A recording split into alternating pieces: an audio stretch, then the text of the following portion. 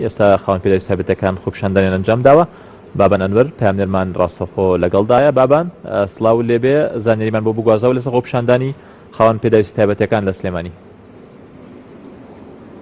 بەڵێ مەریوان سڵاو لە تۆ لە بینەرانی نارسیش دیارامە بۆ دووەمین ڕۆژە خاوەن پێداویستی تایبەتەکان جارێکی ترێنەوە سەر شەقامەکان و لە شاری سلێمانی چەند شەقامێکی سەرێکی بەڕووی شۆفێران و وڵاتیانەدا دەخەن. ئەمانەی کە لە دەوری منن لە پشتمەوە وەساون لە بەردەم بانکی توی مەلیگان کە هاوشێوەی دوێنێ هاتنەتە سەر شەقام و کە بۆ وەرگرتنی موچەکانیان کە پێیان ڕاگەێنراوە موچیان پێدرێت، بەڵام تا ئێستا موچەکانیان ئامادە نییە بدرێتەوە. موچیان پێ نەدراوە بە وتەی خۆیان کە ماوەی 300 ڕۆژە، واتە ماوەی نزیکەی 10 مانگە موچیان پێ نەدراوە کە بەوتەی خاوەن پێداویستەکان خۆیان گوزەرانیان خراپ بووە. لێرە ئەو ژمارەکە مەندامەی ئەو خاوەن پێداویستە تایبەتانەی کە لێرەن ژمارەیان بۆ نزیکەی 100 خاوەن پێداویستی تایبەتە بێ و لە بەردەم دوو بانکی تریشدا لە هەمان شوێن، ینی لە هەمان هەر لە سلێمانی خۆپیشاندان ئەنجام درراوە. من دەچمە لای ساما حسێن بەرپرسی ڕێکخراوی یەکێتی کە مەندامانی کوردستان، دەمەوێت لەو بپرسم ئەم خۆپیشاندانیان تاکەی بەردەوامە بێت. بەڵێ طبعا دوێنێ بەڵێنمان وەرگرت کە ئەمڕۆ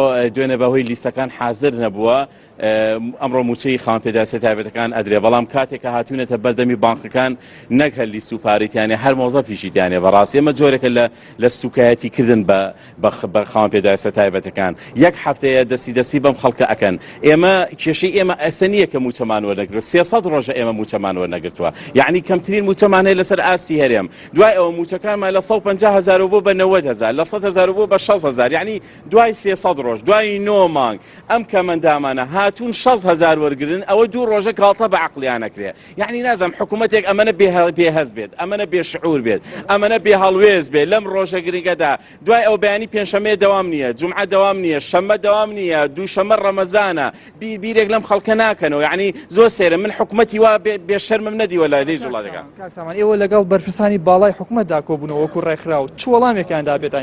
چ بەڵێنێکیان پێدان؟ ئەمە ئەو بە ئەوانەی کە وەرمانگر یەکەم ئەو لە 65 شتانەمان لابر کە مەندامان سەرجەم بدرێنەوە بەلیژنە، بەس ئەوانەی کە حەق مەندامی حەقیقی شمول بکرێ و دوای ئەوە ئێمە پێشنیاری ئەومان کرد کە موچێ بدرێ بە هەر هەمووی لە 65 وانە لا ببرێ.